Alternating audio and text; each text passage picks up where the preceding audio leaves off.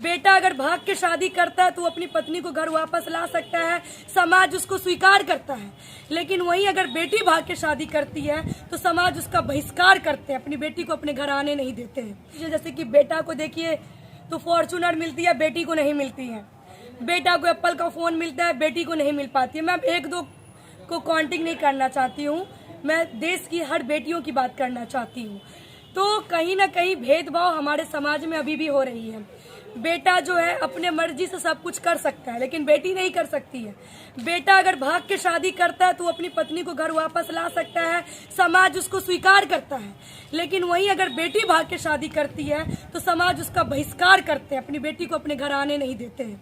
तो समाज में कहीं ना कहीं घर से ही भेदभाव शुरू हुई है। तो सरकार अगर बेटियों को बढ़ावा दे रही है इन सब चीजों को लेकर के, तो मैं उनका सम्मान करती हूँ, क्योंकि देश में नारी शक्ति जहाँ है उनको दबाया जा रहा था।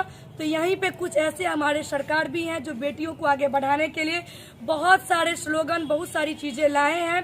तो अच्छी बात है, अच्छी पहल है। लेकिन मैं ये भी कहूँगी कि बहुत ऐसे हमारे देश में मजदूर भी लोग हैं, जो नीचे तबके के लोग हैं, जो रोड पे सोते हैं, 50 रुपया 100 रुपया पर डे कमाते हैं।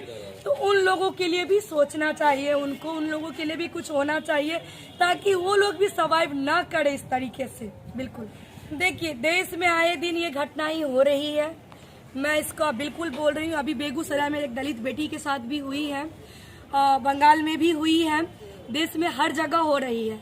लेकिन मणिपुर की जो घटना है शर्मसार, निंदनीय है, जिसकी मैं जितनी निंदा करूं कम है। कुछ सरकार है जो अपना जगह, जैसे केस हुआ तो एक्शन भी लिए हैं, लेकिन हमारी समझ में ये नहीं आ रहा है कि केंद्र में आपकी सरकार, मणिपुर में आपकी सरकार, तो फिर उन दो आदिवासी बेटियों के साथ नाइंसाफी क्यों?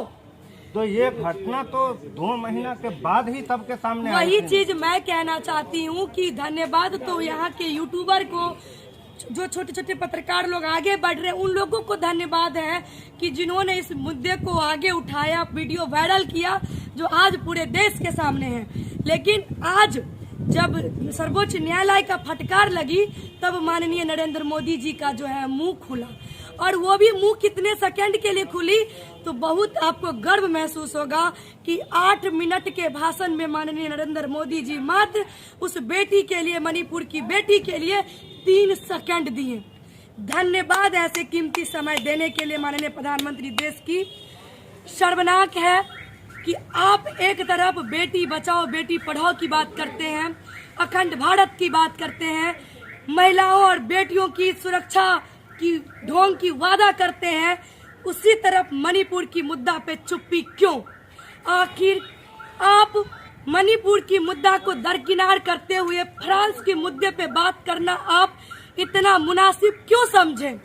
आज अगर जब ये मुद्दा आगे आई है, शर्मसार कर देने वाली, महिलाओं के लिए जलील कर देने वाली, पूरा देश शर्मिंदा है उन 2 बेटियों के साथ। इस देश में हो रही इन बेटियों के साथ ये लोग कुछ नहीं, पक्ष विपक्ष एक दूसरे को दोषारोपण करने में लगे हुए हैं।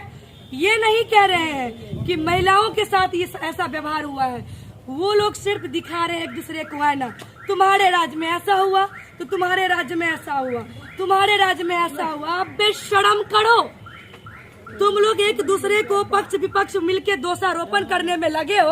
अरे महिलाओं के लिए निष्पक्ष कब होगे? महिलाओं को सुरक्षा की बात करते हो, महिलाओं की बेटियों को सिर्फ